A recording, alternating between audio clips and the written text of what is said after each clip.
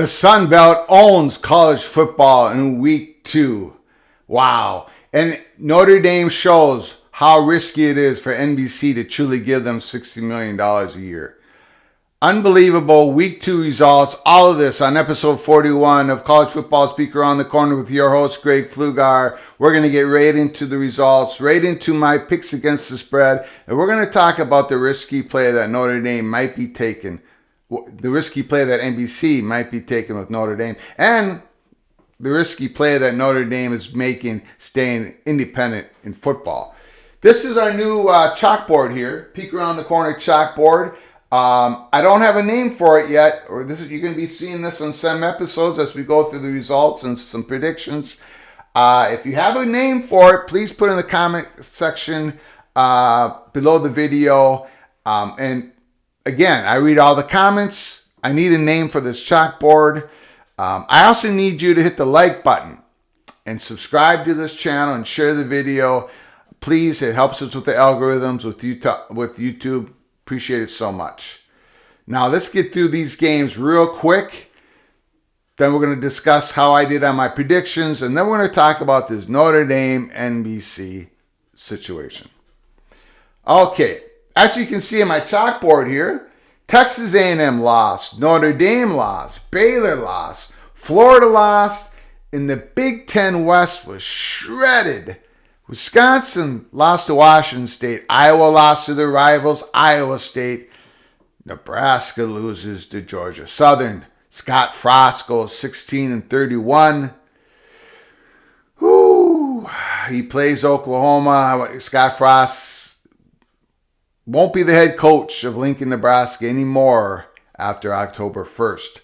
So get your hot boards ready for who's going to be the new coach of Nebraska Cornhuskers. I like Matt Rule if he steps down away from the NFL. Urban Meyer's not taking the Nebraska job. That's a ridiculous notion. But if you disagree with me, again, put it down in the comment section. All right, let's get through these games real quick.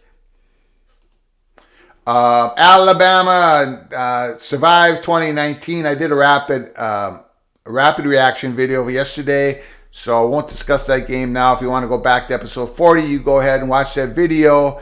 We just discussed that game in detail. Georgia rolls. Ohio State wins huge. Michigan, 56-10 of Hawaii. J.J. McCarthy was brilliant, and he's going to be the starting quarterback next week. He should have been named the starting quarterback of week 1. But Michigan showing that they should have been number 4 in the polls when the season started. Clemson rolls. Texas A&M loses to Appalachian State 17-14. Well, Texas A&M could not pass the ball. They could not run the ball. Well, they didn't even really try to run the ball. They almost averaged 5 yards a rush, but I don't know. Texas A&M, if you go look back at the history of Jimbo Fisher as head coach at Texas A&M, they always rank near the bottom of the FBS in plays downfield. They do not make explosive plays. Once again, they can't make plays downfield. They don't develop their wide receivers. I think their whole passing game is their passing tree, their passing routes is so complicated. I think Jimbo Fisher has to simplify everything down. We talked about this at the beginning of the year. Again, their defense is great. Big loss for Texas A&M. Huge win for the Sun Belt. Appalachian State did it again. 15, 16 years ago, they defeated Michigan. Now they defeat Texas A&M. Great day for Appalachian State. Boone, North Carolina. Kent State loses to Oklahoma, 33-30, 33-3. Oklahoma rolls. Notre Dame loses to Marshall. Marshall 26, Notre Dame 21. Again, Notre Dame just doesn't have the juice on offense. This is not Marcus Freeman's, the new head coach of Notre Dame. This is not his fault, but it is his issue now as he's the head coach. It's not going to get any better this year for Notre Dame. They're going to need some recruiting classes, some transfers. Got to give the head coach some time. But Notre Dame's offense is very limited this year. They have no wide receiver room really to speak of. Marshall, big time win for a program, historic program, Marshall, 26-21. BYU defeats Baylor. This was my lock of the week. Baylor plus 3.5, and I lose. I lose in overtime. Boy, was this a defensive battle. Neither team could run the ball. Both teams averaged less than 3 yards a rush. Woo! My guy, Blake Shapen, he was stopped. The quarterback of Baylor, he was pretty much stopped. BYU showed me something. BYU Cougars fans who were telling me that Greg Pflugar was so wrong going in this game, you were right. Overtime, BYU 26, Baylor 20. USC wins 13 points over Stanford. Oklahoma State roll over Arizona State. Kentucky 26, Florida 16. I thought Florida was a little bit too overrated after that big win against Utah. They were 12th seed. I challenged that, and they lost. Sure enough, they lost. I had Kentucky plus 4.5. Kentucky wins. Can Kentucky get their players back, their ineligible Rodriguez, their running back? If they do so, they're going to be a tough out. They're going to be a very tough out. Here comes Stoops. Here comes Mark Stoops and the Kentucky Wildcats. Utah rolls big. By the way, Florida, Billy Napier's done, first 2 weeks, great job, but they're so thin on the defensive line. They're going to get beat up as the season goes on. Again, not Napier's fault, but it's his issue as the new head coach of the Florida Gators. It's going to take some time for him to build back that defensive line unit. You cannot win in the SEC without a defensive line. With a thin defensive line. Michigan State rolls. Miami rolls. Van Dyke, brilliant. Arkansas, KJ Jefferson, my guy. My prediction to at least be invited to the Heisman Trophy ceremonies. Arkansas 44, South Carolina 30. I had Arkansas in this game against the spread. Rather had a good game, 370 yards. Raheem Sanders, the running back of the Arkansas Razorbacks. Wow, I love Arkansas. I love this team. I love Tennessee, but it took them overtime to beat Pittsburgh. And then Hooker over 300 yards. Pittsburgh came to play again. Kendon Slovis got injured. That was always a worry for Pittsburgh Panther fans. Tennessee 34-27. Big win for Tennessee. North Carolina State, they rebound after a terrible first week against East Carolina. North Carolina State, Devin Leary, the quarterback. I love him. Bad week 1. Brilliant week 2. Throws for 4 touchdown passes. North Carolina State rolls 55-3. Washington State Cougars. Let's go. Let's hear it for Wazoo. Washington State 17. Wisconsin 14. Oh, boy. I got a big smile on my face this morning. Graham Mertz, I do not consider him the answer for Wisconsin. 227 yards. Braylon Allen was held under 100 yards, a big running back for the Badgers. Wisconsin loses. That's part of this Big Ten gets shredded this weekend. Ole Miss, Lane Kiffin flipped it around. They're a running team this year. They are a running team this year. Judkins goes for 104 yards. Ole Miss, Lane Kiffin is playing to his personnel, and that's what great coaches do. Last year, they threw the ball around. This year, they're running the ball. Wake Forest, Sam Hartman is back. Sam Hartman is back. He throws for 300 yards, 4 touchdowns. Anytime Hartman is behind center, Wake Forest Deacons have a chance to win the game. They beat SEC Vanderbilt 45-25. Houston loses. Texas Tech 33, Houston 30. Houston will now drop out of the top 25. I mean, the first 2 games, Houston Cougar fans can't be all that happy with what's going on. I think they've underperformed. They've definitely underperformed expectations down in Houston. And let's just go over my predictions real quick against the spread. For week 2, UCF, they lost that game. Arkansas covered. Tennessee covered. Texas Tech only won by 3, so I lost that one. Iowa State defeat Iowa. That's part of a Big Ten West gets shredded. West Virginia obviously did not cover -13. They lost to the Kansas Jayhawks. First of all, congratulations to Kansas. I had them winning 3 games this year. They're going to win more than 3 games. The Kansas Jayhawks are back, right? They are back. Wow. Wow, what a game. Offensive explosion. Neil Brown's in trouble. Neil Brown is in trouble. West Virginia lose to Kansas means that they're going to have plenty of losses on the schedule. I feel bad for Neil Brown. He's a good dude. He never got that breakthrough win, in my opinion. Never just got that breakthrough win. Their recruiting's going to suffer.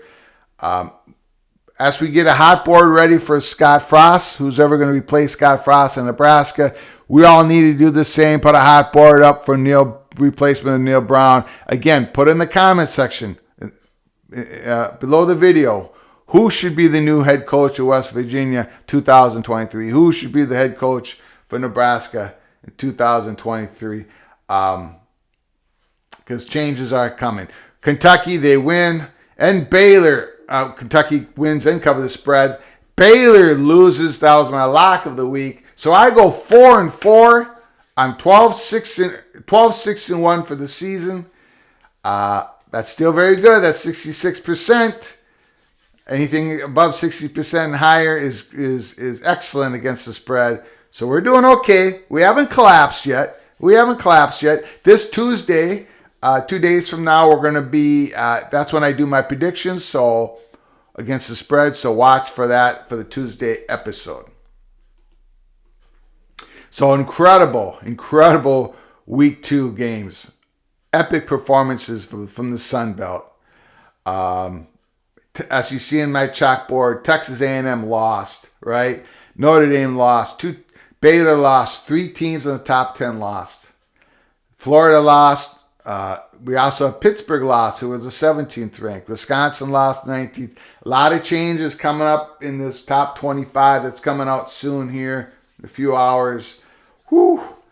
Boy, and Texas, they should be bumped up into the top 25. It's 1 point loss to Alabama. Oh, yeah, Texas should move up pretty high, I believe, in the top 25.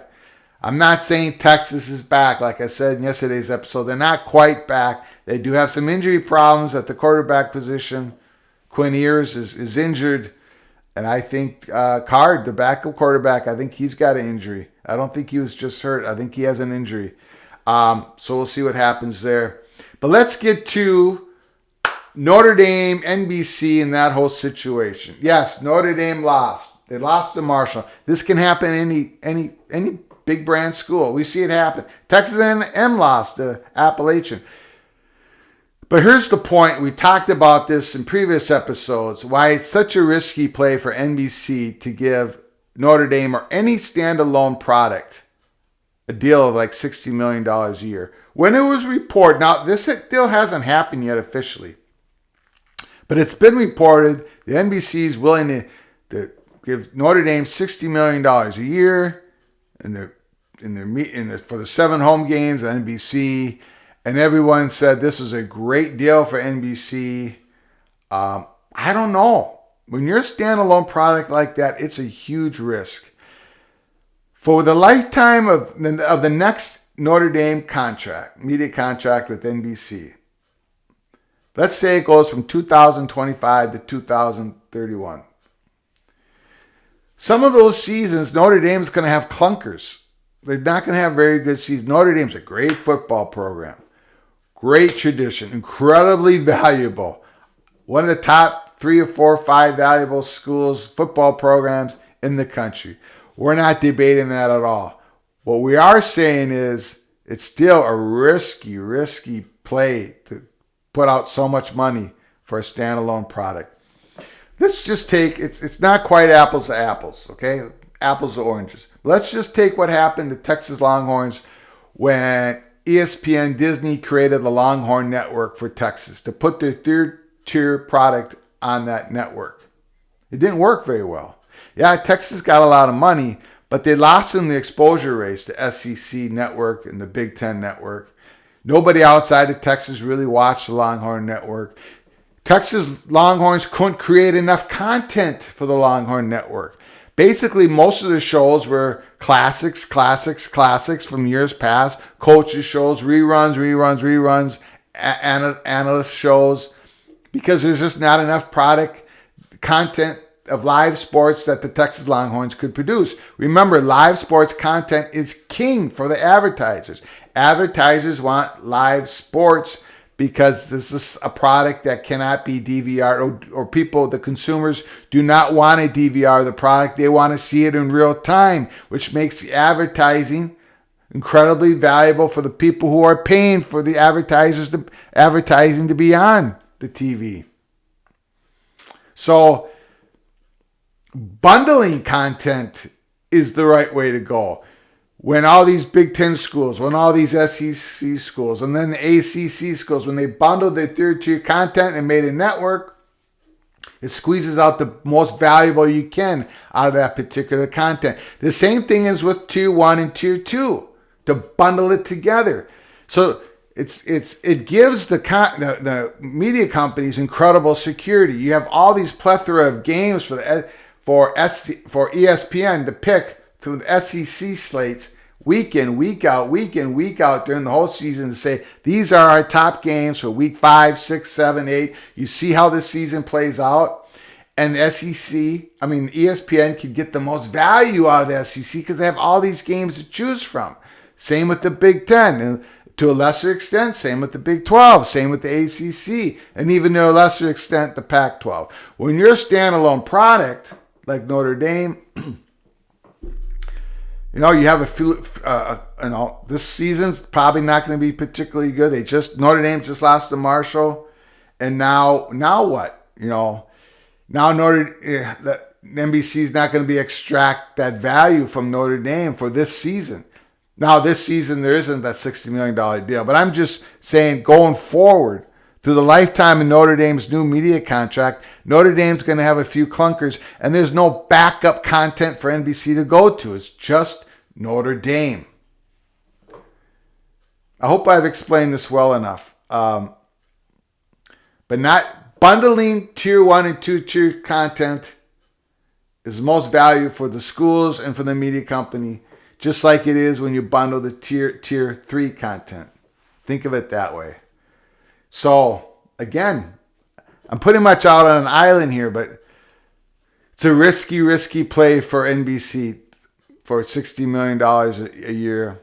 It's also, let's be honest, it's a risky play for Notre Dame. I know they want to keep their independent, but the world is changing on them. These conferences are going to be able to create more revenue streams than Notre Dame can, different revenue streams, unique revenue streams. We've talked about that in previous episodes. This was just another example, just another of many examples of why it's so risky what NBC is reported about to do, sign a big deal with Notre Dame. Again, I read all your comments. Agree with me, disagree, please put in the comment section below the video. And again, please hit the like button. Please subscribe to this channel. It helps us so much with the algorithms at YouTube. We're marching towards 1,000 subscribers. Please share the video. Epic week 2, fantastic games, upsets, Sunbelt, baby, Sunbelt. This is your week 2. Fantastic. And for those purists who don't like the expanded 12-team playoffs, can you imagine if we had the 12-team playoffs for this year and you just saw what the Sun Belt did? And so whoever is going to be the Sun Belt champion has a great chance to be that 6th or 5th ranked champion, and they get an automatic berth to the playoffs. Nah, man, the 12-team playoffs increase the value of the regular season, not decrease. The purists out there are just plain wrong about wanting to keep the 14 playoffs. They're just wrong. My humble opinion. Until next time, from all of us at Peek Around the Corner to all of you, please, you all take care of each other. Thank you so very much.